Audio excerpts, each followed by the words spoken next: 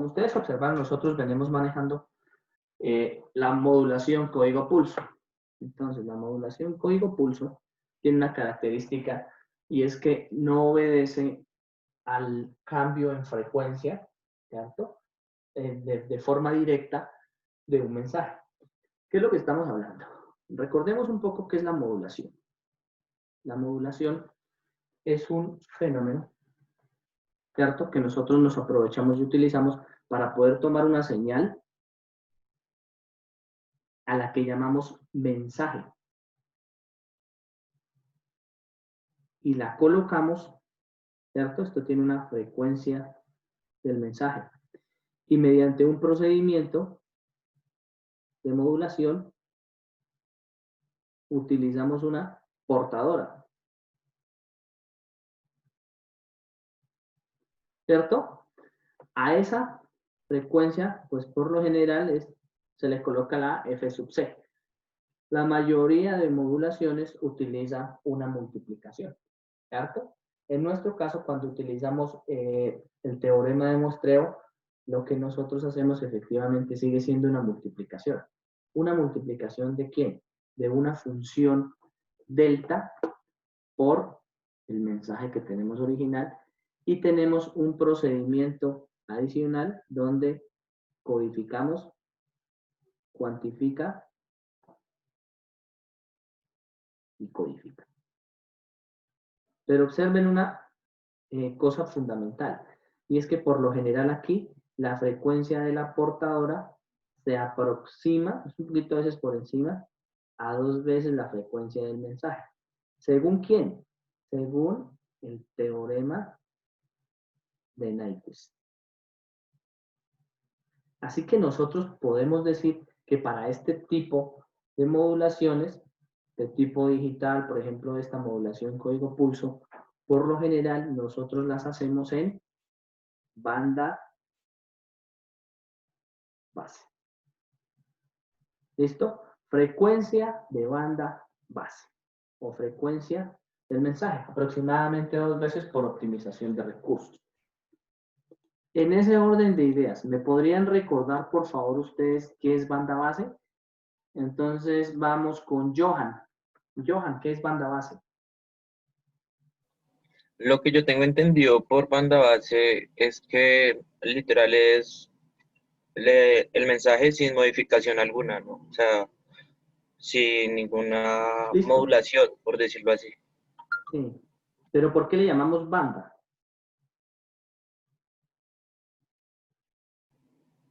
Uy, profe.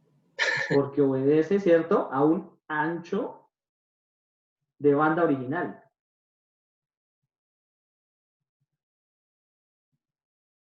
¿Cierto? Y por eso le llamamos de banda base. ¿Por qué razón? Porque es el ancho de banda del mensaje original. ¿Listo? Ejemplo. Vamos a colocar un ejemplo muy sencillo. Y es una señal de audio. Y de hecho estas modulaciones código pulso nacen de las señales de audio. Las señales de audio son una sumatoria de senos cosenos. ¿Cierto? Que si uno las mira en el tiempo, pues parecen señales de ruido. ¿Cierto? Uno mira una señal de audio y la mira perfectamente así. Porque lo único que nosotros podemos observar en esa señal de audio, ¿cierto? Para cada uno de esos valores, es una altura, que es la evaluación de f del t, o incluso fn, si ustedes la digitalizan, en función del tiempo. Pero no tenemos como tal una imagen de cuál será esto al aplicar la transformada de Fourier. Entonces, supongan lo siguiente. Supongan que nosotros tenemos un mensaje cualquiera, ¿cierto? Y a ese mensaje, por ejemplo, una señal de audio, voy a escribirlo acá. Esto le vamos a aplicar una transformada de Fourier. La transformada de Fourier necesita, ¿cierto?, que sea de forma continua, de forma ideal, ¿no? Nosotros sabemos que digitalizamos ese mensaje, esa señal, convertimos a un MP3 o lo que sea, y le aplicamos la transformada rápida de Fourier. ¿Listo? Entonces hablemos un poquito de eso ahorita y ya les vamos a decir qué es lo que pasa.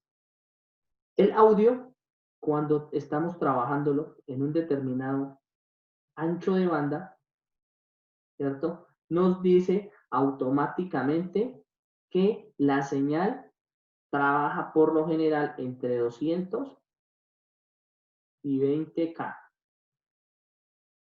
Coloquémosle aquí para que nos quede bien. Y 20.000 Hz. ¿Cierto que sí? Esa es originalmente la señal que nosotros tenemos para una señal de audio. Y ustedes dirán, pero ¿cómo así? Si la señal de audio de la voz, ¿cierto? De la señal telefónica, por ejemplo, voy a colocarlo aquí para que de una vez vayamos haciéndonos cultura general de esto. La señal del teléfono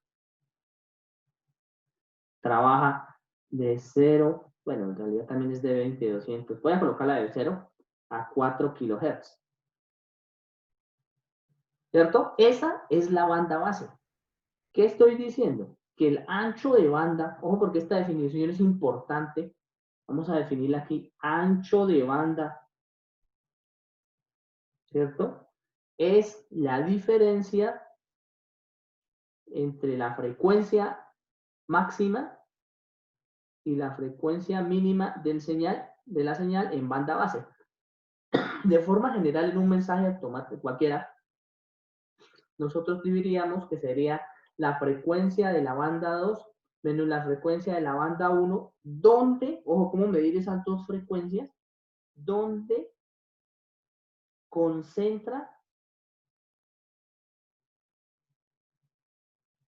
su mayor cantidad de energía. ¿Claro hasta ahí? Y ustedes dicen, pero ¿cómo puedo medir dónde concentra la mayor cantidad de energía? Pues aunque no lo crean, no es tan complicado. ¿Por qué razón no es tan complicado dónde concentra la mayor cantidad de energía? Porque la transformada de Fourier me saca siempre una imagen en frecuencia, ¿cierto? Y con la frecuencia o la señal de la frecuencia yo puedo calcular automáticamente su potencia, ¿cierto? Multiplicando por un valor al cuadrado. ¿Eso qué es lo que estoy, o qué es lo que estoy diciendo en este determinado momento? Que si nosotros lográsemos hacer o meter un procedimiento intermedio entre el audio continuo y la transformada de Fourier, nosotros pudiésemos sacar una imagen de ese procedimiento intermedio. Y en comunicaciones digitales, ese procedimiento intermedio se llama digitalización de la señal. ¿Qué es eso? Colocar todo en pulsos, como lo acabamos de hacer. Modulación código-pulso.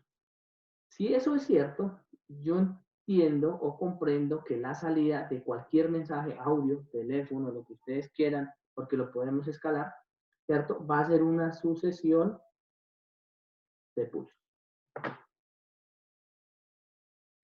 Y como la transformada de Fourier de un pulso, ¿cierto? Creo que yo la hice la vez pasada, ¿cierto? Me podían confirmar, es una sync.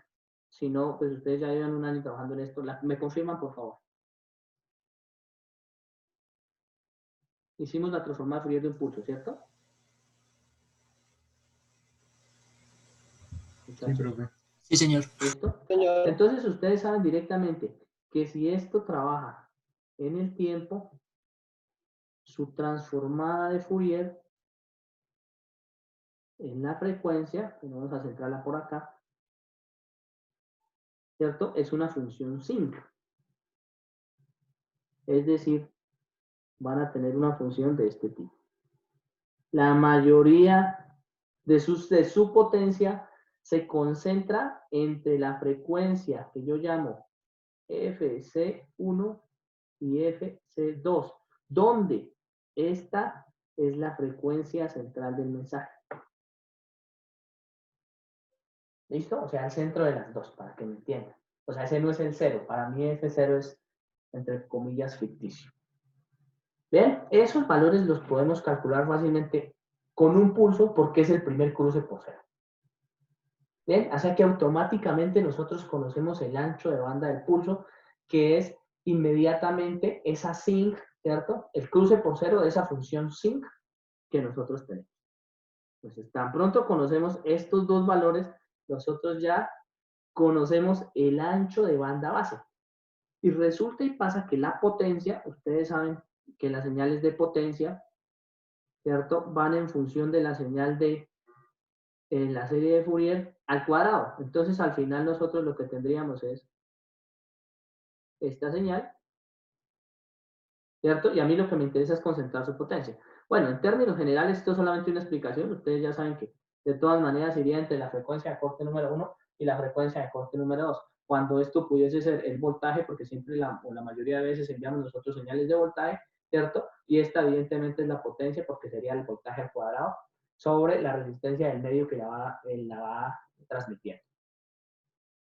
¿Tenemos claro eso? O sea, que la banda base, o sea, estos de 0 a 4 kHz, estos de 20 a 20.000 Hz, es la distancia que hay entre f sub c1 y f sub c2. ¿Y de qué depende? De la frecuencia con la que yo muestreo. Es decir, de qué forma yo puedo mover la frecuencia de la señal, ¿cierto? Para que en verdad yo module y elegir la frecuencia en la cual voy a enviar una señal PSM. Pues modificando la señal de la portadora. Y para efectos, la señal de la portadora es la frecuencia con la que muestreo el mensaje. ¿Claro hasta ahí? Límites, nuevamente. No puedo enviar un mensaje por debajo de 2 veces la frecuencia del mensaje. ¿Esto? La frecuencia portadora debe ser como mínimo 2 veces la frecuencia del mensaje. Ustedes lo vieron en la clase anterior donde definíamos precisamente este tipo de señales. Y por cuestiones de ruido, ustedes saben que en función de la correlación y autocorrelación estoy diciendo cosas que no entienden. Autocorrelación y correlación cruzada, ¿entendemos qué significa? Sí, no. No, señor, yo no. ¿Vale? Entonces, ahí hago un recuento. Voy aquí a hacer un paréntesis en una siguiente página para que nosotros podamos entender eso. Cuando nosotros enviamos una señal, y esto es bueno tenerlo en cuenta, nosotros conocemos la señal que enviamos.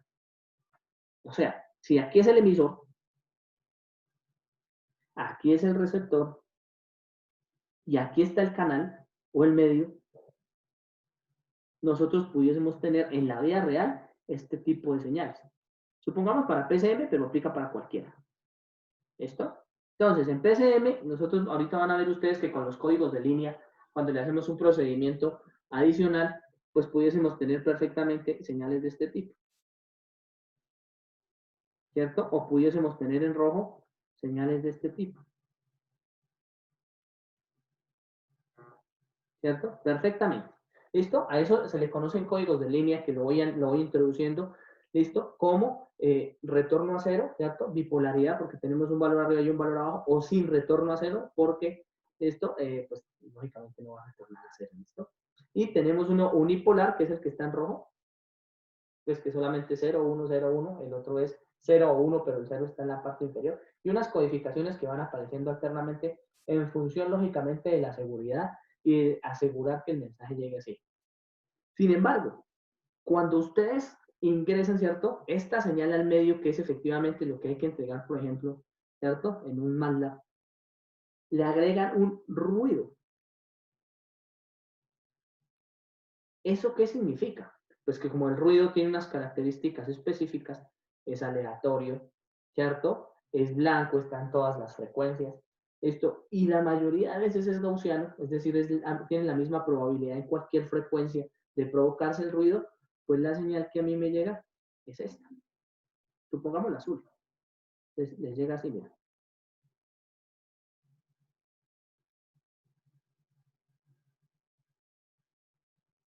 ¿Cierto? Y esto en la vida real sucede. ¿Bien? Supongamos que solamente reconstruí estos 3 puntos. En la vida real pasa esto. Entonces es necesario que yo de algún modo detecte, ¿cierto? O electrónicamente diga si la señal está por encima de un determinado umbral, ustedes lo conocen en circuitos digitales, o por debajo de un determinado umbral, yo le puedo dar una señal, diga, todo lo que esté por encima aquí es 1 y todo lo que esté por aquí es 0. Y muestreo. ¿Sí? ¿Sí? Y ahí tengo la señal digital. Y al otro lado la reconstruyo. Es decir, tiene que existir en el receptor un algoritmo de procesamiento de señal que reconstruye esa señal. Y no necesariamente a veces ruido, solamente la reconstruye. Es decir, recibe el pulso, y la construye nuevamente similar a lo que ocurre, por ejemplo, con los inversores que ustedes manejan en la parte de automatización, ¿cierto? Inversores, cuando ustedes toman una señal, un PWM y generan la señal sinusoidal porque no necesitan armónicos ni nada de esto. Entonces ya a punto de graduarse creo que tienen esto claro. Y esto todo va en función de la serie de Fourier. ¿Cómo poder llegar a reconstruir la señal? Entonces, para reconstruir la señal, yo debo tener la señal en cuenta, debo tener el ruido en cuenta y debo tener la recepción en cuenta. Entonces, a esto lo llamo la señal estimada. ¿Listo? Entonces, ¿qué hago con eso? ¿Qué hago con la señal estimada? La señal estimada la calculo en función de qué tanto se correlacionan los datos. Y ustedes dicen, pero ¿cómo así que se correlacionan los datos? La forma fácil de explicar la correlación o la autocorrelación es precisamente poder primero identificar cómo hacer una línea recta por mínimos cuadrados. Entonces, lo voy a hacer así facilísimo para que ustedes, por ejemplo, conozcan el índice de correlación. Ustedes han hecho esto, segurísimo. Ustedes tenían unos datos, unos puntos, y les dicen, uy, esos puntos, ¿cómo me podría anticipar en el proceso? Con una línea recta. Y ustedes dicen, ah, bueno, pues la línea recta me parece que quedó bien, pero yo también hubiese podido colocar esta línea recta. O hubiese podido colocar esta línea recta. ¿Cuál de las tres es la mejor? Entonces, la única forma de poder calcular eso es con un índice de correlación, ¿sí? Y es decir, ah, bueno, entonces, si conozco unos datos, ¿cuál es la distancia de cada dato a la línea con la que yo reconstruí?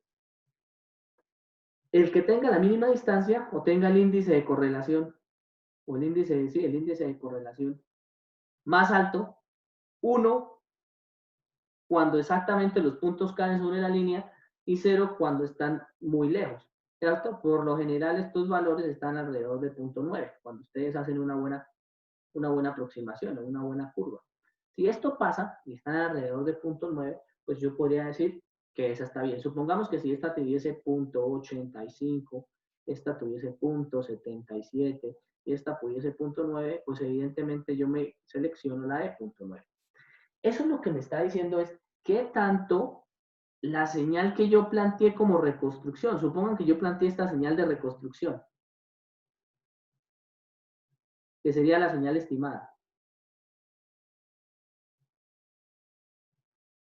se parece al mensaje. Evidentemente, si yo de forma estadística puedo anticiparme, observen, reconstruir la señal con ese factor de correlación, yo digo, ah, pues fácil, ¿cómo calculo esta correlación? O sea, ¿cómo calcular este índice de correlación? ¿Cómo hacer que los valores sean lo mejor posible? Pues para eso existe la correlación y la correlación cruzada, es decir, la relación entre la señal y una función que relaciona la señal y señala y tiene en cuenta el ruido, se conoce como la función de autocorrelación y correlación cruzada. Es una función, es una matriz, donde ustedes ponen los datos, de pronto esto lo veremos al final, pero relacionan los datos. ¿Sí? Es una anticipación, ¿cierto? Es como, haz de cuenta como ahorita los algoritmos de Machine Learning que están tan de moda, ¿no? Es una anticipación al mensaje para que ustedes puedan detectar no solamente la forma del mensaje, sino cuál es el delay del mensaje. Eso es lo que llamamos correlación cruzada o autocorrelación, o lo utilizamos para esto. Bien, porque a veces se mezclan los mensajes, hay que intentar anticiparse al delay y ese tipo de cosas. Esto es muy común utilizarlo, por ejemplo, cuando ustedes están haciendo las pruebas en alguna determinada zona, ¿cierto? Para medir la relación señal a ruido, ¿cierto? Ustedes conocen la relación señal a ruido. Los elementos que ustedes han utilizado en algún instante para hacer esa relación señal a ruido es efectivamente lo que nos permite manejar esto, o más bien esos algoritmos son los que nos permiten calcular esa relación señal a ruido aproximada. ¿Listo? Miguel Ángel, ¿tenemos alguna pregunta? No, profe. ¿Listo? No. Vale, para poder calcular estos valores, pues evidentemente el ruido debe tener una varianza, ¿cierto? Y un valor esperado, o por lo general llamada la media. Esos son elementos de kurtosis, o sea, todo lo que sea comunicaciones digitales es probabilidad y estadística, así que van a tener ustedes la media, la desviación estándar, ¿listo? La varianza, que es elemento de kurtosis al cuadrado, este es elemento de kurtosis a la 1, y habrán elementos de kurtosis a la 3, a la 4, y así sucesivamente. Pero quiero que lo tengan en cuenta. ¿Listo? Esa correlación, la autocorrelación, es la que me permite a mí de algún modo anticiparme al fenómeno, calcular el delay, ¿listo? Calcular cómo reconstruir la señal, dónde arrancar el muestreo, porque yo muestreo acá o muestreo acá es diferente, y qué pasa si la que tenía que muestrear aquí la muestreé acá. Sí, eso es importante que lo tengan en cuenta, y eso se utiliza en la vida real para poder, por ejemplo, plantear receptores. ¿Listo? ¿Todo debido a qué? Al ruido. Y las comunicaciones digitales se montan en función del ruido. ¿Claro hasta ahí? Bien, Sí. ahora supongamos que tenemos la señal. Ustedes ya saben que la señal en banda base es la señal original y sería en este caso 2 veces la frecuencia del mensaje. Pudiese ser más, pudiese ser menos. ¿Listo? Así que dependemos del ancho de banda del mensaje, obsérvenlo. Por ejemplo, si nosotros tuviésemos una modulación de tipo PCM con una señal que vamos a enviar a una emisora, lo primero que tuviésemos que tener en cuenta es que la emisora tiene instrumentos musicales. Entonces digo, no, pero es que la señal de voz es de 0,4 kHz, entonces yo con 8 kHz tengo. No, porque los instrumentos musicales sí por lo general suben de esas frecuencias. Esto y sobre todo para los que son músicos y tienen unos oídos lo suficientemente bien educados, pues conocen y entienden de este tema. ¿Listo? Entonces, por lo general, sus anchos de banda son de 20K, suben un poco, dejan unas bandas de guarda, bueno, ya aparecen otro tipo de fenómenos. ¿Listo? ¿Qué es importante? Que, bueno, nosotros modulamos la señal. Tengamos la frecuencia de portadora que tengamos. ¿Listo? Y al modular la señal, háganse una idea de cómo sería llevada esa señal modulada en transformada de Fourier.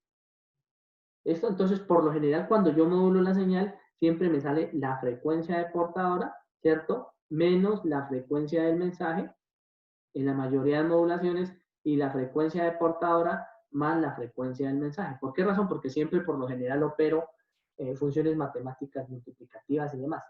Pero sea como sea, supongo que ustedes hicieran una imagen de cómo modularon la señal, y es importante que aquí empecemos a pensar en función de Fourier. Supongan que esta es la frecuencia de portadora. Bien, si esa es la frecuencia de portadora, pues evidentemente el mensaje está ahí centrado. Así que nosotros vamos a tener por lo general que ocupar, ¿cierto? En esa frecuencia de portadora, en un segundo. ¿Listo? Por lo general, me quedó aquí un poco mal, sobre 2, porque tiene que quedar centrada la señal. Por ejemplo, si nosotros la enviamos y solamente concentramos la señal de ese pulso, el pulso siempre va a ocupar este ancho de banda. ¿Listo? Es decir, siempre que hagamos una modulación, como mínimo debemos asegurar que el ancho de banda base esté centrado, ¿cierto? O sea, la mitad del ancho de banda esté hacia el lado derecho y la mitad esté hacia el lado izquierdo. Si ustedes aumentan la frecuencia de muestreo, pues lo único que logran es mover esta frecuencia de portador hacia la derecha, la pueden centrar acá y entonces el pulso les va a aparecer acá, ¿cierto? Pero seguirá siendo igualmente una modulación código pulso.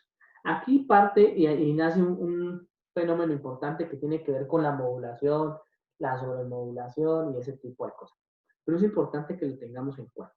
Amarillo sería una frecuencia de portadora 1 y verde sería una frecuencia de portadora 2, que aunque ustedes no lo crean, depende única y exclusivamente, ¿listo? En este momento, de la frecuencia de muestreo. ¿Claro hasta ahí? ¿Alguna duda? No, Entonces, señor. bueno, entonces observen que esto nos lleva a tener que hacer unos análisis específicos y es a poder observar y tener en cuenta el canal. ¿Listo? Y observar que siempre que tengamos un canal vamos a tener ruido. Hay ruido interno, hay ruido externo, etcétera, etcétera. Entonces, ¿qué es lo que yo hago? Primero, definir el ruido. ¿Cierto? Entonces, vamos a hacer definiciones de ruido. Y arranquemos por esas importantes o las más sencillas que ustedes conocen. ¿Cierto? Y José Nelson, regálenos un ejemplo de ruido. ¿Cómo pudiésemos definirlo y regáleme un ejemplo? Ruido sería una señal no deseada dentro de la señal original. Correcto, esa es una muy buena definición. Señal no deseada. ¿cierto? Perfectamente está definido ahí. Esa señal no deseada debe tener dos formas de generarse, por lo menos dos. Algo que se llama, algo que es propio del medio ambiente, ¿cierto? Que ustedes no van a poder pelear con él, y es inherente. ¿Listo? O sea, está donde ustedes separen, por ejemplo, la temperatura, la presión, todas las condiciones naturales afectan nuestras telecomunicaciones, son inherentes a la telecomunicación.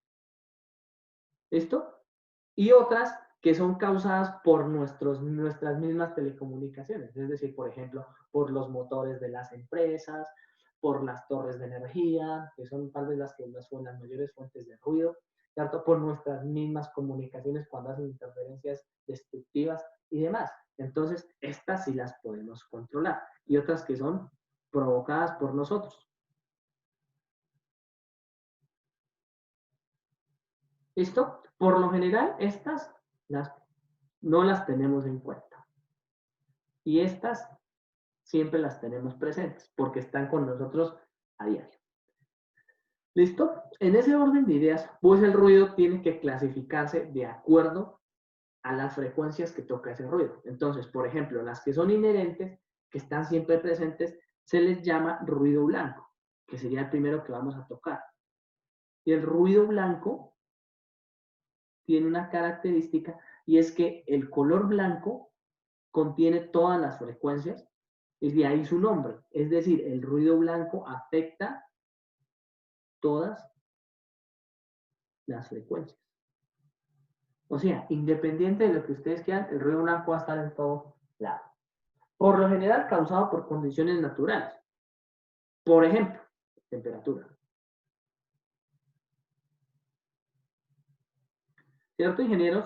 Y en función de esa temperatura, por favor, Valeria, explícanos por qué la temperatura pudiese ser una fuente de ruido. Profe, no sé, por ejemplo, la temperatura ambiente puede afectar algunas mediciones de temperatura, pues en unas condiciones específicas. Por ejemplo, lo pongo en el caso de un invernadero. Digamos, si se Sí. pretende medir la temperatura ambiente, pues afecta todo esa medición. Por eso puede ser una forma de ruido. ¿Sí? Es una forma de ruido, por ejemplo, si quiero medir la temperatura. Si yo lo que ahora hablo a nivel de telecomunicaciones, ¿cierto? Porque estaríamos hablando de la frecuencia, Valeria. ¿Cuál sería la acción de la temperatura en el envío de una señal? O sea, ¿cuál sería la relación entre la temperatura y el electromagnetismo? Las temperaturas altas generan, ay, es que no recuerdo el nombre, un efecto también en el material conductor, ¿no? ¿Sí? ¿Esto? Es evidente, Valeria, tienes toda la razón. Como nosotros generamos, por ejemplo, por conducción de corrientes altas, bastante calor sobre los materiales, pues el calor sobre los materiales induce ruido, que son corrientes no deseadas sobre el medio conductor que nosotros estemos manejando. ¿Listo? Entonces, ese tipo de cosas, por ejemplo, pasan en el ambiente, pasan en las señales, si nuestro medio es inalámbrico, pues evidentemente la temperatura va a ser una parte fundamental y demás, ¿cierto? Otro tipo de señales que pueden aparecer, ¿cierto? Es otro tipo de ruido. Entonces, los tipos son coloreados. El ruido son de colores. Así que ustedes encontrarán colores en función de la frecuencia en la que trabajan. ¿Vale? Para poder profundizar un poco más, pues esto es un montón de cosas, lo que tendrían que ustedes hablar por colores, pues tendrían que entrar cada uno a analizar ese tipo de colores. Pero entonces hablemos en términos generales nosotros para que ustedes pues se hagan una idea de cultura general y si quieren profundizar, pues acudan a la literatura. Ruidos típicos, ¿vale? Entonces, por lo general, y esto es importante que lo tengamos en cuenta, para señales de baja frecuencia. ¿Ruidos qué? Profe, disculpe, ¿ruidos qué? Ruidos típicos. Ah, ok, qué pena. Escuché otra cosa. Gracias, Entonces, profe. para señales de baja frecuencia, cuando ustedes envían señales, ¿cierto? Su canal es alambrado o inalámbrico. Estamos claros, ¿cierto? ¿Conocen algún otro medio?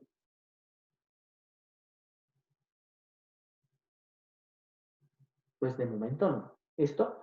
Pero Por ejemplo, hay un caso que nosotros no hemos trabajado y es que la mayoría de telecomunicaciones de baja frecuencia se pueden hacer a través del agua. Ténganlo muy en cuenta porque así se comunican los submarinos. Y hay unas pérdidas enormes, pero bueno, eso no va al caso. En ese tipo de señales de baja frecuencia, por lo general, nos vemos muy afectados, ¿cierto? Por los obstáculos físicos. ¿Listo? Pues mínimamente, pero nos vemos siempre afectados por los obstáculos físicos, por los materiales con los que chocan las señales, por el concreto, por los metales, por tantas cosas como ustedes quieran. Esos ruidos, ¿listo? Provocan sobre nuestras señales desplazamientos o delays desplazamientos en el tiempo o delays. Eso es importante porque recuerden que la transformada de Fourier, ¿cierto? De un delay tiene una exponencial por ahí. ¿Listo? Ténganlo en cuenta. Siguientes, vámonos a altas frecuencias, que es con lo que van a trabajar ustedes. Altas frecuencias. Para altas frecuencias vamos a definir un corte, una frecuencia de corte mínimo. ¿Listo? Mayor o igual a. ¿Listo? Daniel Castañeda, ¿cuál sería ese número de altas frecuencias?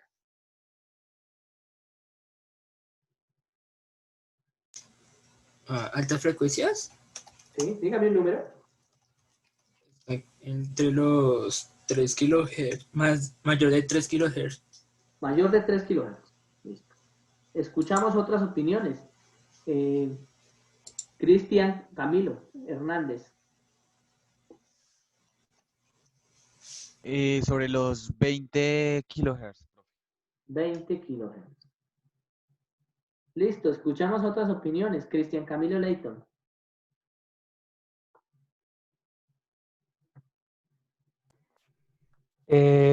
No sé, profe. Va alta frecuencia. Yo creo que ya serían no en kilos, sino en gigas. Dígame el número.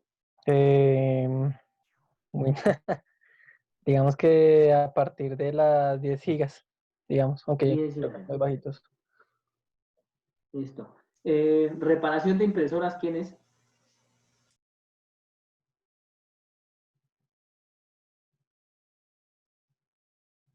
Yo, preparación de impresoras, ¿algo? Sí. Entre los kilohertz, ¿Los qué? las frecuencias, es decir, las frecuencias altas, Sí. los 2 kilohertz. 2 kHz. Ahí por arriba, profe, Y aparezco. tomemos una última opinión, a ver, por acá. Reparación de Dígame, impresoras, algo así. Sebastián Sotelo.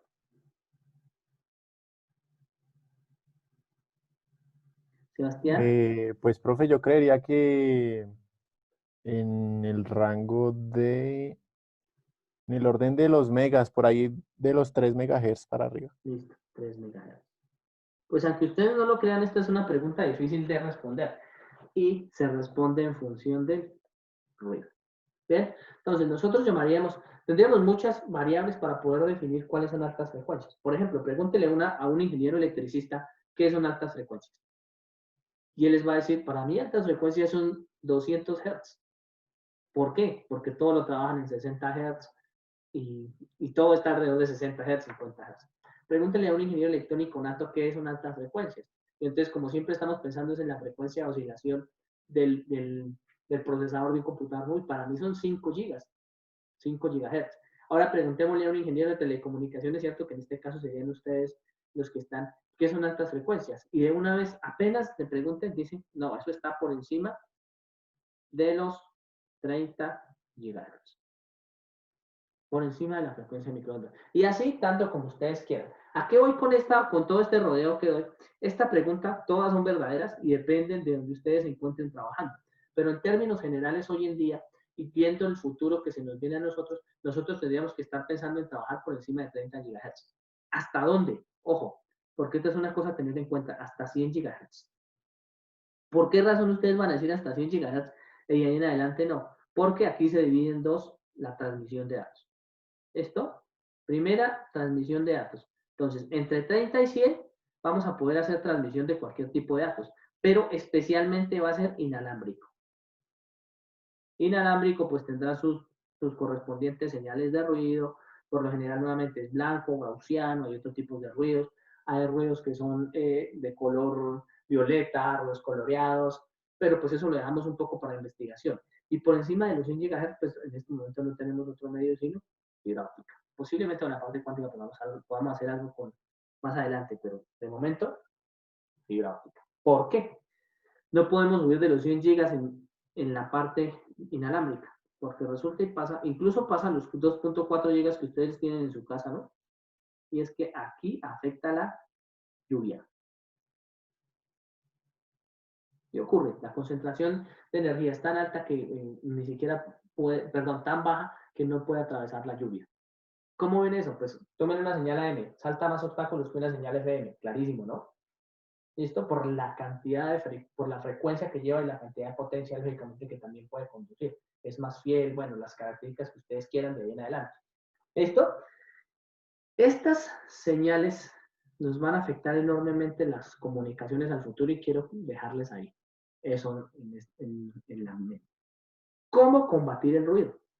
Pues existen fenómenos de inteligencia artificial aplicados ya a telecomunicaciones, ¿cierto? Existe una serie de protocolos que se han ido utilizando a medida que hemos avanzado en el tiempo. Para poder llegar a esa gran cantidad, por ejemplo, incluso de algoritmos de Machine Learning aplicados en telecomunicaciones para reconstruir este tipo de señales, porque aquí es importantísimo eso, pues nosotros tenemos que recordar cómo inicia el combate contra ese ruido. Y el combate contra el ruido inicia o parte de un parámetro fundamental. ¿Listo? Entonces, vamos a hacer algunas definiciones antes de arrancar de este tipo de combate contra el ruido. Y ese tipo de combate contra el ruido yo lo conozco como códigos de línea. ¿Listo? ¿Qué son esos códigos de línea? Esos códigos de líneas aparecen, primero, para combatir el ruido. Segundo, para poder controlar la potencia de transmisión. ¿Listo? Tercero, para controlar el ancho de banda del canal. Cuarto, para poder medir el nivel de C de la señal. ¿Listo? O eliminar el nivel de C que yo diría, entre otras cosas, cuando llego al receptor. Entre otros. ¿Listo? Entonces, esos códigos de línea lo que me dicen es, tengo una modulación código pulso, ¿cierto? Que es 101010. ¿Listo? ¿Qué es la señal básica? Para poder mover, lógicamente, ese ancho de pulso, observen el ancho del pulso en cualquier comunicación PCM, ese ancho de pulso me dice inmediatamente, junto con su altura, cuál es la frecuencia o el ancho de banda que van a manejar.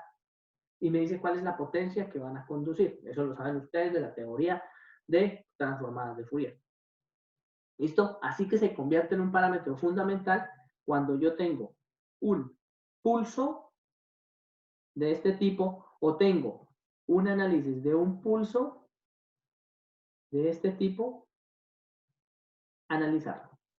Observen los dos pulsos que tenemos, tanto en la izquierda como en la derecha. Si nosotros tenemos un pulso que va de 0 a 1, ¿cierto? El más básico, de manera electrónica, supongamos que ese 1 son 5 voltios y así lo enviamos, ya sea por un canal alambrado o por un canal inalámbrico, pues nosotros pudiésemos decir que ese pulso tiene un tiempo de bit. ¿Qué es el tiempo de bit? El ancho del pulso. Es decir, depende del muestreo. ¿Claro? Ojo, importantísimo. Definiciones. Tiempo de bit. ¿Listo? Es el tiempo de transmisión de un bit.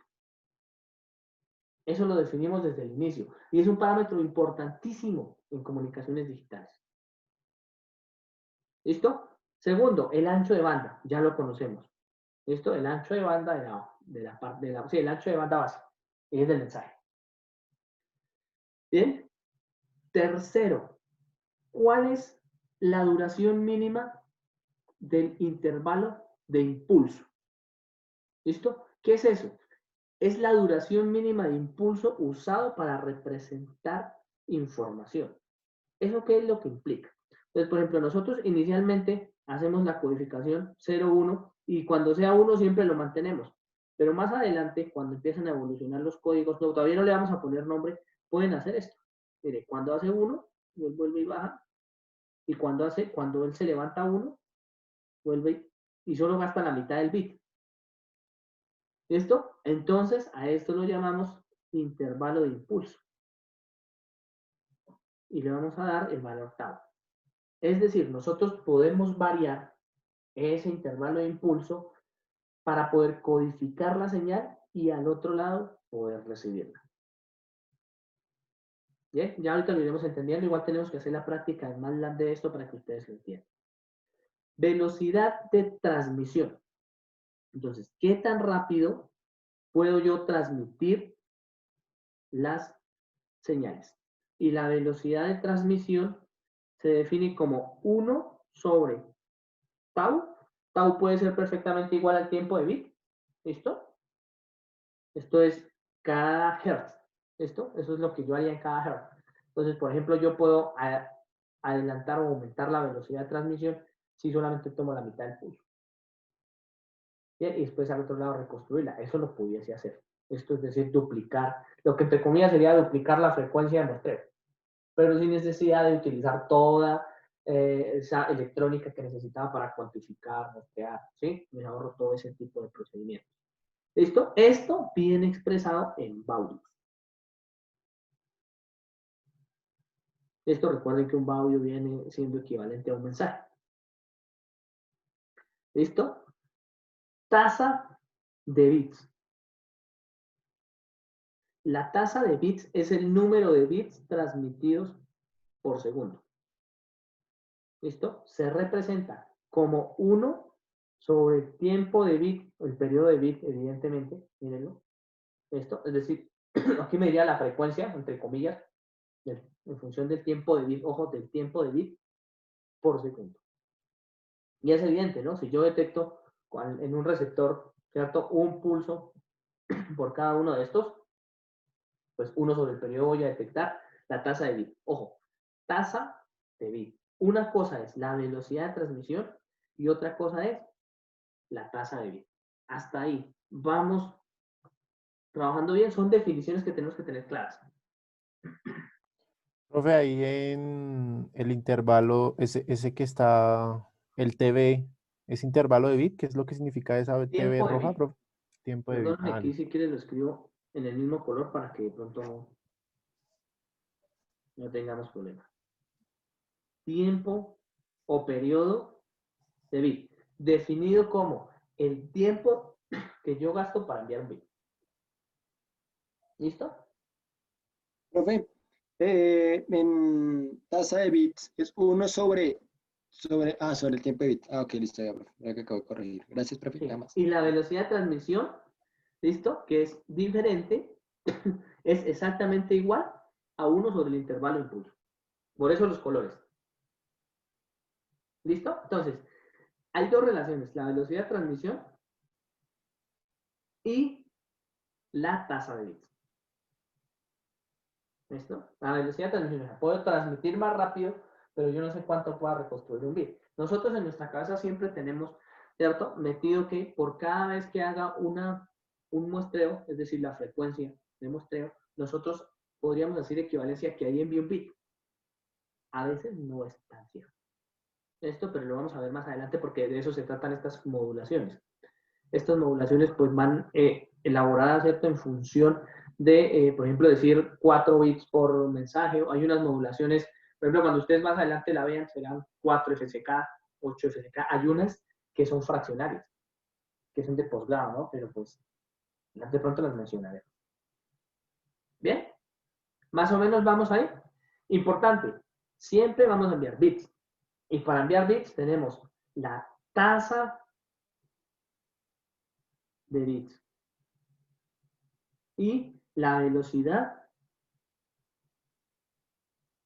de transmisión.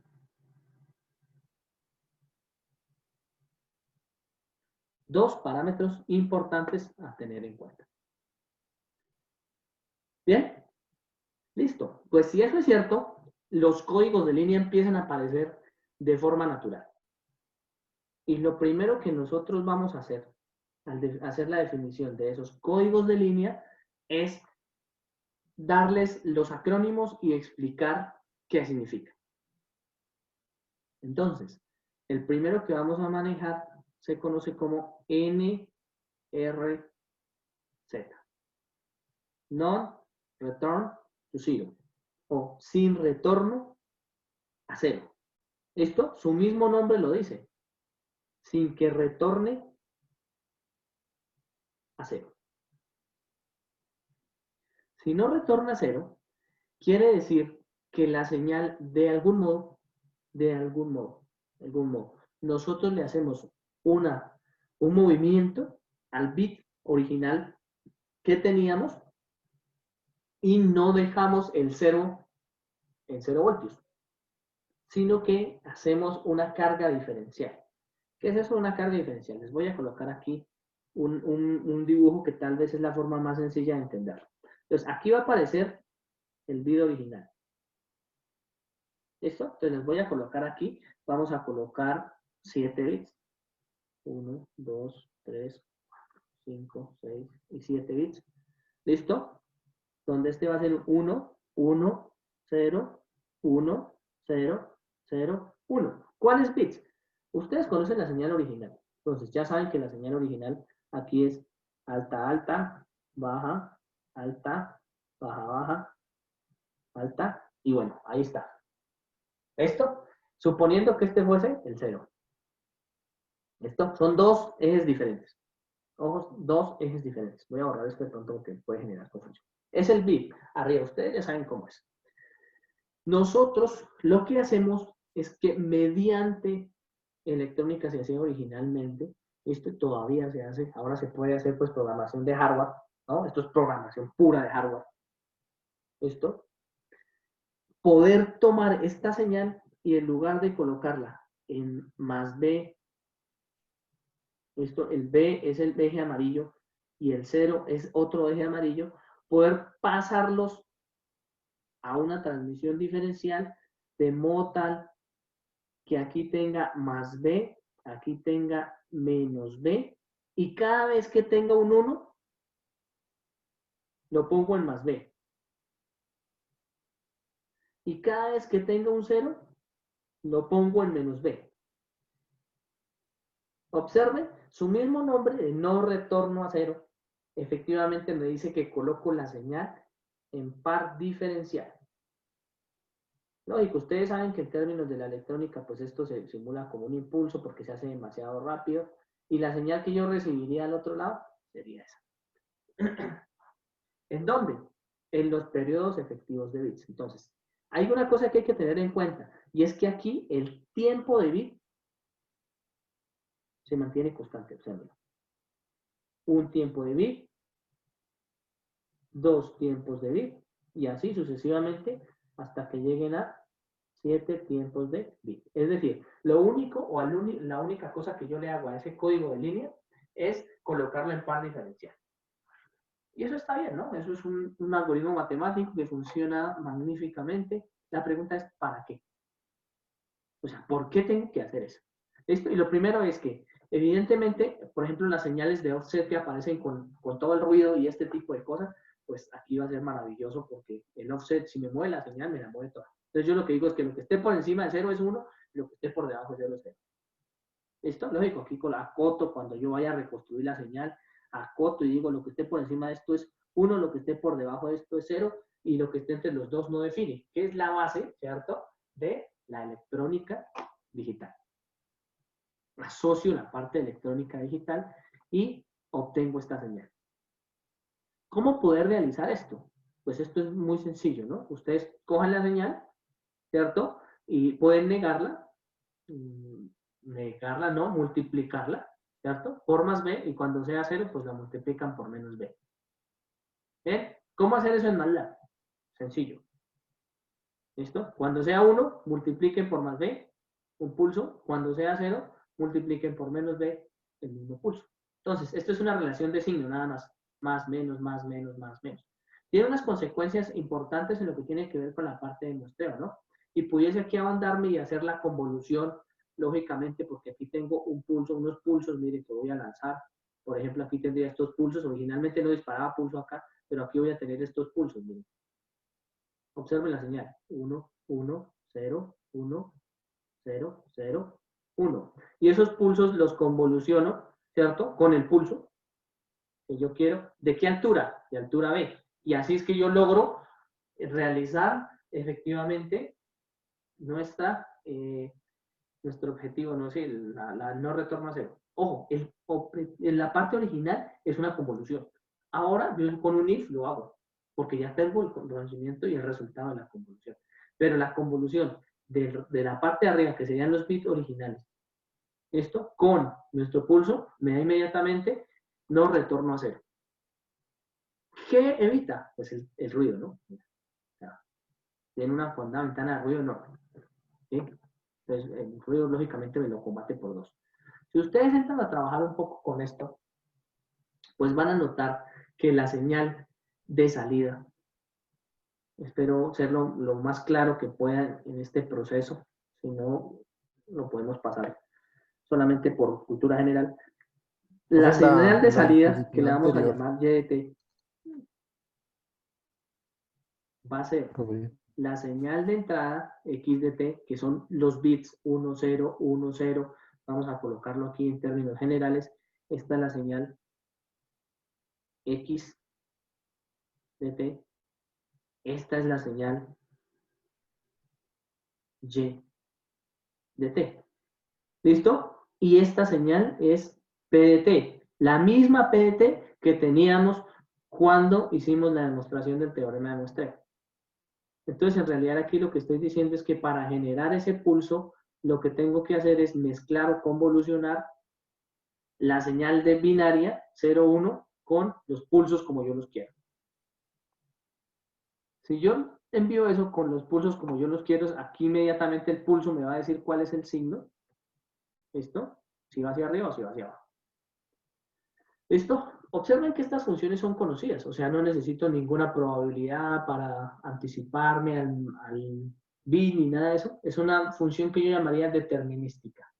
¿Listo? Entendemos, antes de avanzar, la diferencia entre una función determinística y una función probabilística.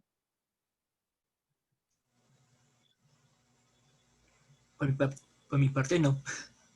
¿Listo? Entonces, aquí tenemos que entrar con unas cosas importantes. ¿Bien? Observen que hay una cantidad de conceptos que uno supone que están, pero que hay que repasar. Determinístico, definámoslo. Es importante, determinístico. Que usted con solo reemplazar en la ecuación, conoce el resultado.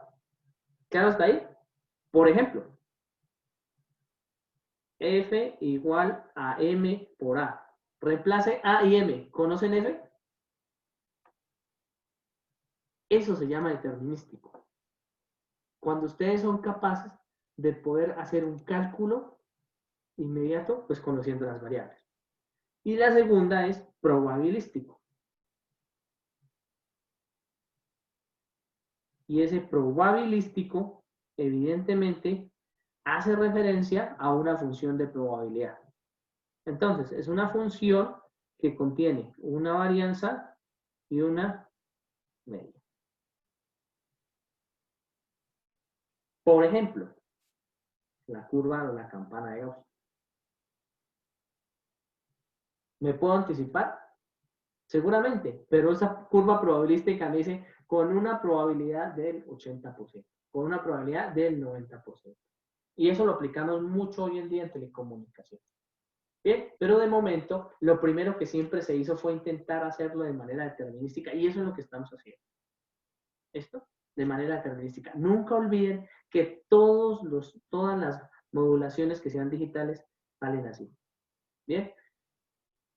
Esto, como no hemos visto ni la autocorrelación ni la correlación, bueno, en este caso la autocorrelación, que es la que me importa, no les voy a hacer el cálculo de la tasa de bits, que es importante. Cada una de estas tiene una tasa de bits. Esto para no complicarles un poco la cabeza. ¿Vamos bien hasta ahí? ¿Listo? Les voy a escribir única y exclusivamente el resultado. Y aquí, pues, lógicamente, como yo conozco, ¿cierto? Que la tasa de bit, o la tasa de bit de la señal X que va en función de tau, que en este caso es igual al tiempo de bit, pues me va a dar 1 sobre tiempo de bit multiplicado por deltas a la señal que disparo. Esto, ojo, que son dos cosas diferentes. Una cosa es el tiempo de bit y otra cosa es el tiempo del impulso. Entonces, es decir, ¿en dónde boto el impulso? ¿Listo? ¿Cuál impulso? De PDT. En la vida real, ¿qué sería ese impulso? Es donde el transistor o el circuito integrado o el sistema embebido o la FPGA que ustedes tengan o lo que quieran, dispara el pulso. ¿Listo? ¿En qué punto dispara el pulso? ¿Y cuántos pulsos dispara por tiempo de bit? Afortunadamente, pues para nuestro caso, el tiempo de bit es el mismo tiempo de disparo o de velocidad del impulso. Lo que quiere decir que la tasa de transmisión, ¿cierto?, del mensaje es solamente 1 sobre el tiempo de bit. ¿Listo? Entonces aquí es donde nosotros decimos, bueno, aquí sí tiene relación y es fácil entender que nuestra tasa de transmisión en bits por segundo pues será inmediatamente la misma tasa de muestreo. ¿Claro hasta ahí? Bueno, hasta ahí no deberíamos tener ningún problema porque es exactamente igual.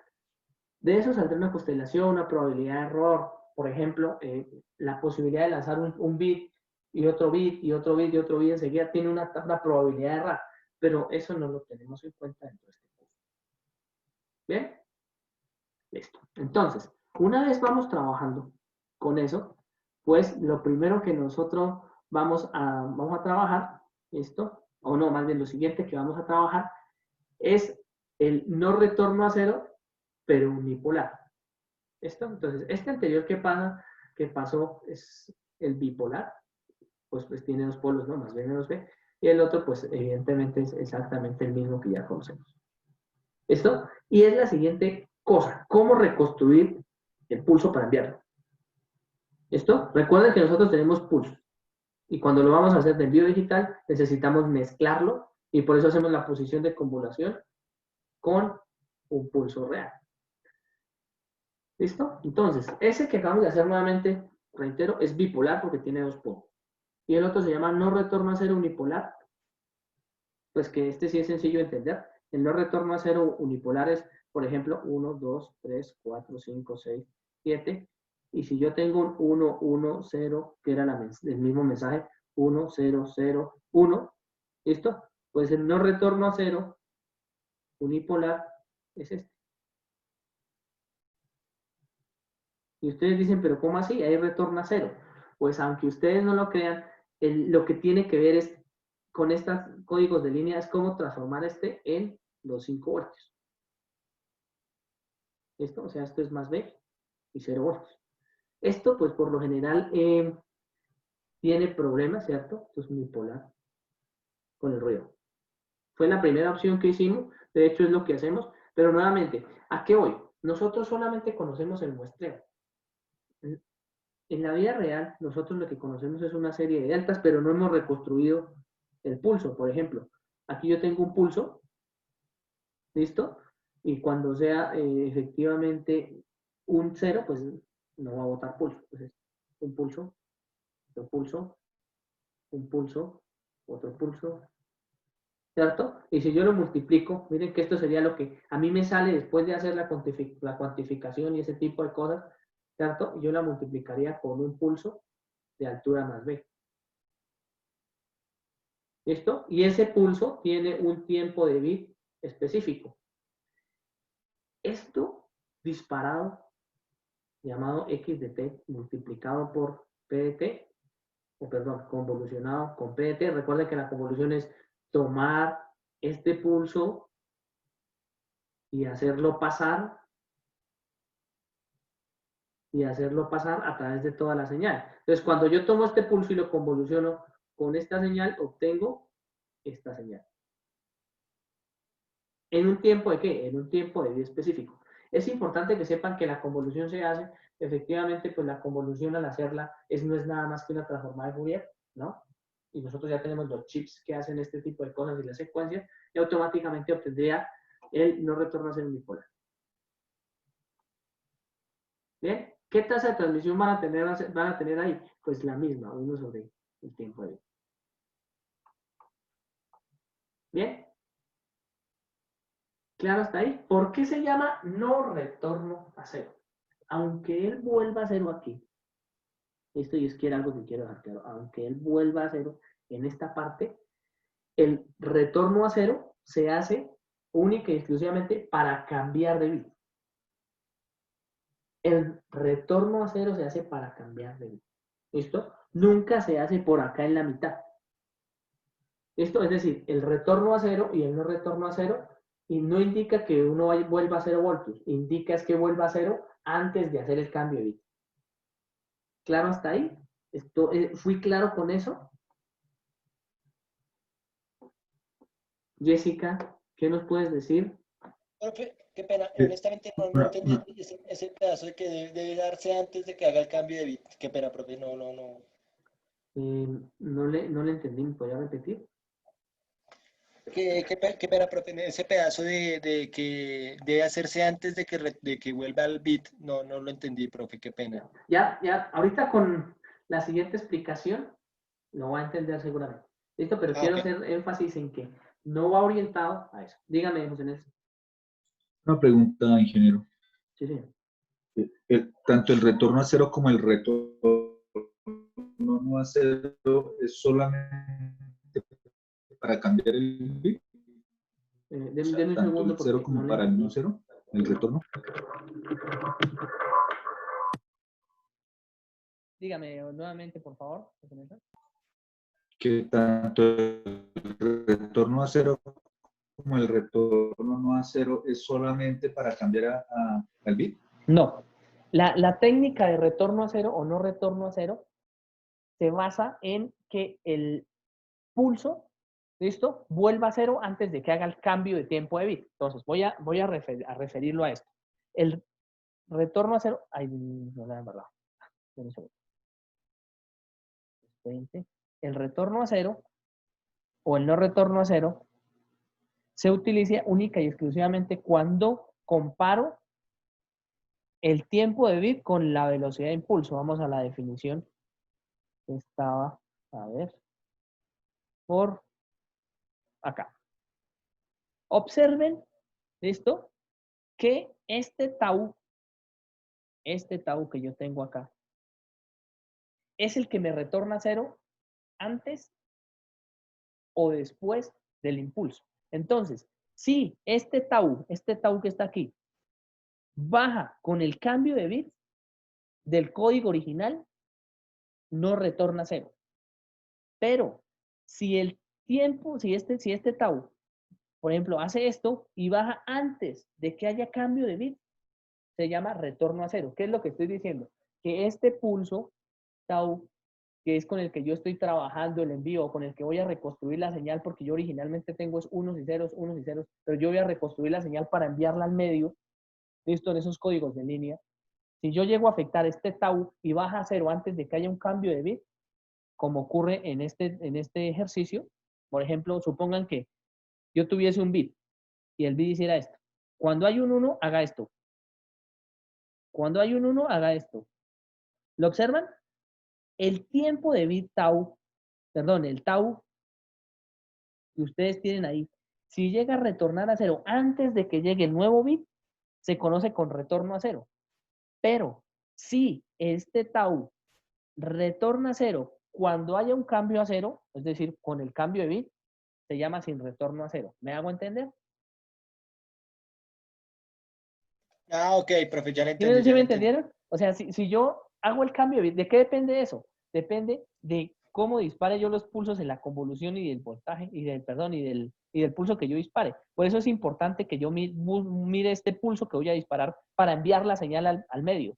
Si este pulso tiene tiempo de bit, pues eso es sin retorno a cero. Porque él vuelve a cero, pero cuando cambie efectivamente su bit.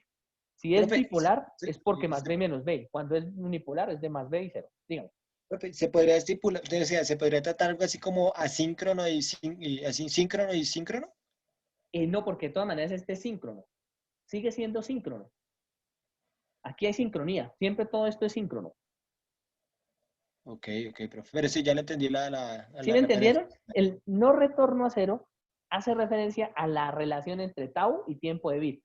Y facilísimo, mire, si el tau es igual al tiempo de bit, no retorna a cero. Si el tau es diferente al tiempo de bit, que por lo general es menor, retorna a 0. ¿Me hago entender? Retorna a 0 antes de que haga el siguiente cambio de bit. ¿Y eso por qué funciona? Porque eso me permite tener una mayor codificación, una mayor seguridad, una codificación sobre el mensaje. ¿Claro? Bueno, continúo. Unipolar y bipolar es pues lógicamente que unipolar vaya de 0 a 5 voltios y bipolar es que vaya entre más B y menos B. Profe, qué pena, de nuevo, para tener como la teoría clara. Entonces, cuando tau y tiempo de bit es igual, es no retorno a 0. Sí, señor, no retorno a 0. Entonces ya listo, profe, gracias. ¿Esto? Y cuando son diferentes, por lo general uno menor al otro, tau menor a tiempo de bit, pues ahí retorno a 0. Bueno, espero haber sido claro porque eso es muy importante, ¿no? Porque uno ve una cantidad de cosas aquí y dice, pero venga, no tiene sentido. ¿Esto? Entonces, ahora sí definamos el retorno a 0. Y eso es lo que voy a hacer en primer caso. El retorno a 0, que se define retorno a 0 bipolar, AM, como ustedes lo quieran llamar, tiene la siguiente característica. El tau, voy a escribirlo aquí, retorno a 0. ¿Listo? ¿Listo? Códigos RZ. Tiene en cuenta que el nivel tau va a ser igual a tiempo de bit sobre 2. ¿Listo?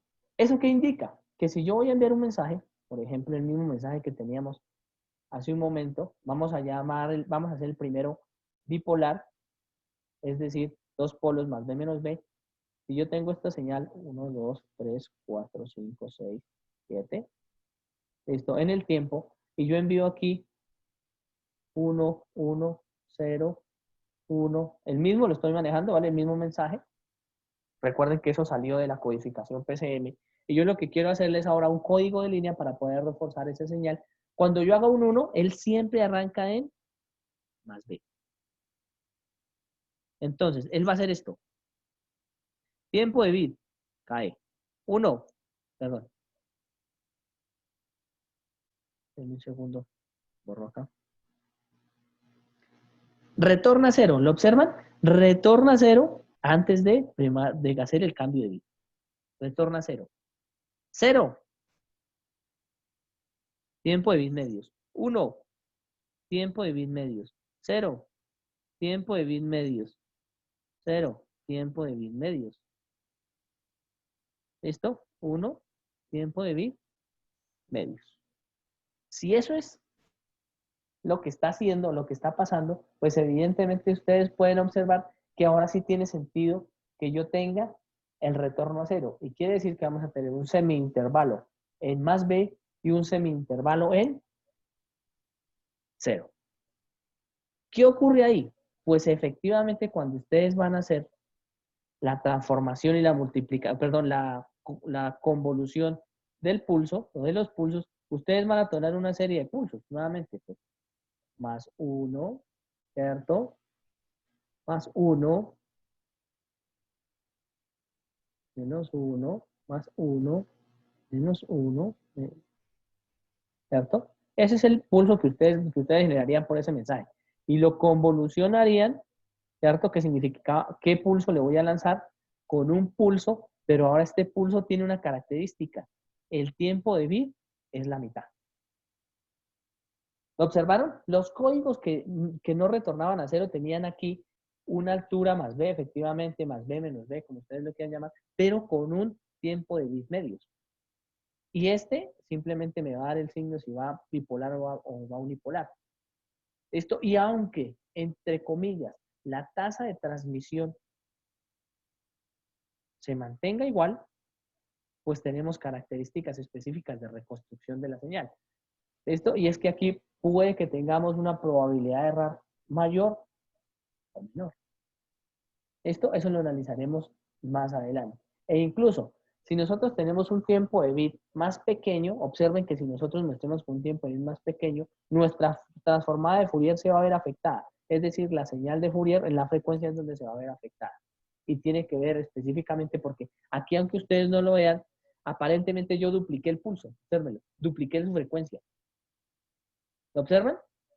Nosotros vamos a tener un pulso Y recuerden que la transformada de Fourier de un pulso, voy a centrarla aquí en la frecuencia f sub c, es de este tipo. Supongamos que nosotros eliminamos y nos olvidamos de la sincronía, de la sync. Esto, sino que concentramos la mayor parte de la energía ahí. Si nosotros concentramos la mayor parte de la energía ahí, nosotros observamos la vez pasada, ¿cierto? Que la transformada de Fourier de un pulso dependía de 2 veces la amplitud, ¿cierto? De la señal sin que nos ha salido por A. ¿Qué era A? El ancho del pulso. ¿Listo? En función de la frecuencia, por una función sin que era omega por A. Es decir, afecto la frecuencia en donde estoy ubicado y afecto el ancho.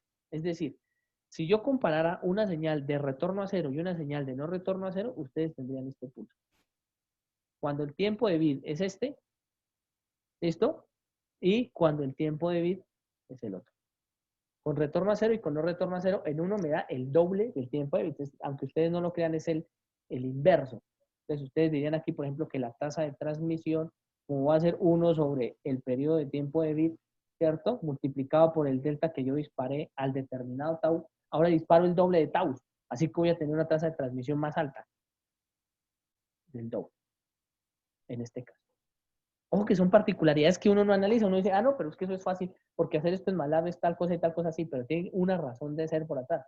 Y es que estamos afectando la frecuencia, que es un recurso supremamente importante. Esto y el ancho de banda efectivamente se duplica. Pues con este de retorno a cero, ustedes pudieron notar efectivamente que si tengo 2 pulsos por cada uno, ¿cierto? 1, 0, luego otro 1, 0, luego así sea menos 1, 0, siempre voy a retornar a 0, pues eso me va a provocar un ancho de banda del doble del mensaje bipolar. Y evidentemente, pues el retorno a cero unipolar, que sería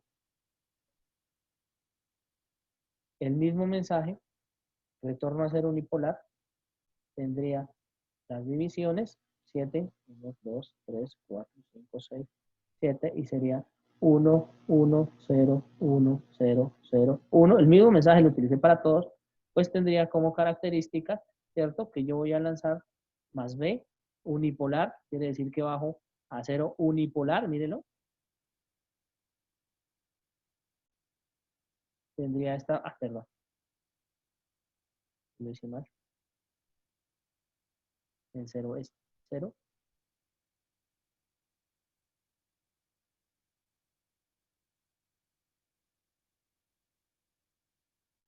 Y solamente se dispararía cuando tengo un 1. Esto afecta el que yo haga o no haga una relación en más B o menos B, afecta única y exclusivamente la probabilidad de error. Pero como ese no lo hemos definido, no lo vamos a tener en cuenta en este momento. ¿Listo? Pero tengo que ser claro que esa probabilidad de error existe.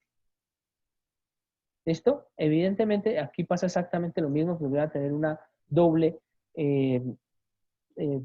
frecuencia de transmisión, entre comillas, porque el tiempo de bit nuevamente se reduce a la mitad. A esto es lo que yo llamo el tau. Y entonces, en realidad, esa velocidad de transmisión va en función de tau. Y pues, si yo reduje el tiempo de vida a la mitad, ¿cierto? O tengo tasa de tiempo de vida igual a 2 veces tau, pues, evidentemente, voy a tener una tasa de transmisión mayor para transmitir este tipo de bits. Mayor. ¿Listo? Entonces, nuevamente, nuestra tasa de transmisión vendrá referenciada a ese tipo de señales. ¿Listo? ¿Tenemos alguna duda hasta ahí?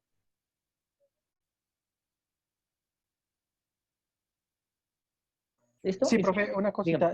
La tasa de transmisión aumenta también, ¿cierto? O sea, me va a ocupar mayor ancho de banda y también la transmisión me la va a aumentar, ¿verdad? Sí, claro, no ocupa un mayor ancho de banda. Voy a necesitar un mayor ancho de banda para este tipo de transmisiones. Y mayor transmisión. Ok. ¿Listo? O sea, necesito, pónganse en el papel de que usted es un man que venden claro. ¿Listo? Y le preguntan, venga, ¿cuál es su ancho de banda? Y usted dice, no, el ancho de banda que le ofrezco son 10 megas.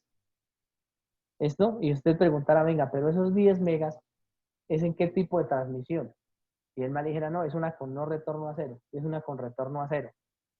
Entonces usted dice, no, pero es que el ancho de banda en una con no retorno a cero significa que yo por cada bit estoy haciendo un muestreo. Mientras que cuando retorno a cero, por cada bit estoy haciendo 2 muestreos. O sea, en términos generales, en términos de información, el retorno a cero me está enviando la mitad de los datos en los retorno a cero. ¿Ven la ventaja? Independiente de que sea unipolar o bipolar, siempre me está enviando uno el doble del otro. Las tasas de transmisión siempre serán el doble, uno en un caso que en otro.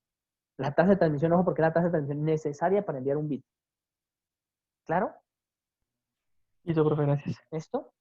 Eso me parece que si esto queda suficientemente claro, de ahí en adelante va a ser importante. Listo, y finalizamos nuestra clase con el código Manchester, que este sí debe ser súper conocido para ustedes. ¿Alguno de ustedes recuerda el código Manchester que hacían en electrónica digital? Y esto siempre le toca a uno hacerlo, ¿no? No, Manchester. ¿No? Bueno, el código Manchester es una codificación que, entre comillas, pudiésemos llamar, es el tiempo, primero es bipolar. Esto es bipolar. Segundo, no retorna a cero. ¿Listo? Pero retorna a un valor específico. ¿Me hago entender? Entonces, al ser bipolar, por ejemplo, el código Manchester, vamos a colocarlo aquí para que ustedes, siempre con una imagen es mucho más fácil poder graficarlo. Es una combinación de todo este tipo de cosas y aprovechando las ventajas de uno y las ventajas del otro. ¿Listo? Entonces, evidentemente, ustedes están hablando aquí de esta vaina que pasó hace mucho tiempo, ¿no? Cómo va evolucionando las telecomunicaciones. Y ustedes saben que esto tendrá que ir evolucionando mucho más. Entonces, vamos a tener el mismo código. Y miren que es una combinación de los demás.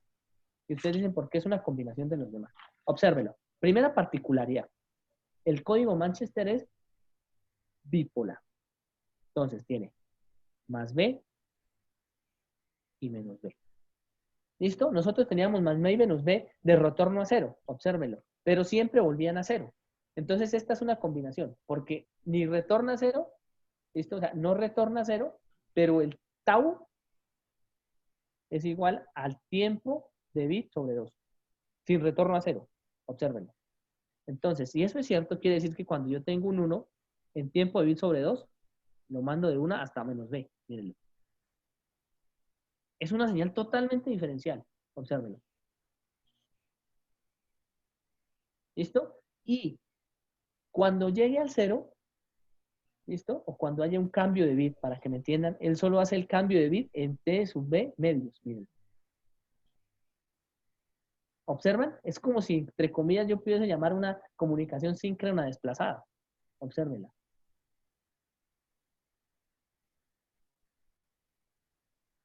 ¿Listo? Y tendríamos esa señal. ¿Más o menos entendido o de pronto tendríamos ahí una duda? Entonces, primera característica, el tiempo tau sería el tiempo de bit medio. Segunda, se caracteriza por tener una transición siempre en T, B medios. Siempre. Miremos la transición. Entonces, la transición, observenla, mírenla. T sub B medios. Acá. Acá. Cuando es la misma, no hay cambios. Entonces, hace transición y vuelve y mantiene su forma original. Entonces, él va manteniendo su pulso cuadrado y cuando hace un cambio de bit, hace la transición única y exclusivamente siempre en T sub B medios. Obsérvenla bien. ¿Por qué es importante y por qué sería sencillo utilizar este tipo de codificación, ¿cierto? Se clasifica entre clasificación de retorno a cero, pues porque lo cambian en T sub B medio, pero es un aprovechamiento directo de nuestras anteriores codificaciones de línea. Y evidentemente, pues yo lo pudiese hacer con una codificación más B menos B y tendría unas características en tasa de transmisión importantes. ¿Qué es importante tener en cuenta aquí? Que primero, duplico el ancho de banda y concentro la energía no solamente en el ancho de banda sobre 2, sino en el ancho de banda sobre 4. Estos son tips que estoy entregando aquí. Esto, no voy a entrar con las ecuaciones a trabajar, pero evidentemente ustedes tienen en cuenta que esto será el disparo de este tipo de pulsos, ¿cierto? Con un tiempo de bit, que en este caso va a ser totalmente bipolar. Esta es la combinación de todas. Con la ventaja, esto de que primero es diferencial, o sea, es inmune, entre comillas, al ruido. Con una segunda ventaja, y es que no tengo que pasar por el retorno a cero. Entonces, este retorno a cero que tenía originalmente, que voy a escribir por acá, que yo hacía así, retorno a cero, Mírenlo. No lo tengo. Miren, este era el que yo tenía como retorno a cero. ¿Lo observan? Entonces, eso entre comillas tiene menos transiciones. ¿Lo observan? Entonces, entre comillas, retorna a cero porque pasa por el cero. ¿Listo? Pero se convierte en un código, ¿listo? Que en telecomunicaciones tendría unas ventajas sobre el ancho de banda. ¿Cuál sería su ancho de banda o cuál sería su transformada de Fourier? Entonces, como ya tenemos un pulso sobre 2, cuando ustedes hacen la transformada de Fourier de este tipo de señales, va a tener una sincronía, una señal síncrona, perdón, sync, y una señal sinusoidal. O sea, va a ser de este tipo. Y con esto finalizamos la clase. La transformada de Fourier de este pulso va a ser de este tipo.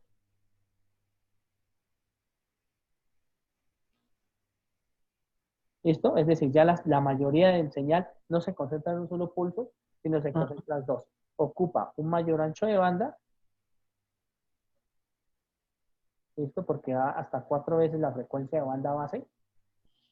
O sea, una alteración ahí. ¿Por qué hasta 4 veces? Porque primero, hicimos un retorno a cero y segundo, tenemos una concentración bipolar, pero tiene unas ventajas en lo que tiene que ver con respecto a la codificación, porque no solamente nosotros conocemos la codificación, en un principio Manchester solamente la conocía la persona que lo ideaba, ¿listo? Y pues tenemos inmunidad al ruido, ¿listo? Entonces aquí nuevamente es un juego entre o soy inmune al ruido o aumento ancho de banda.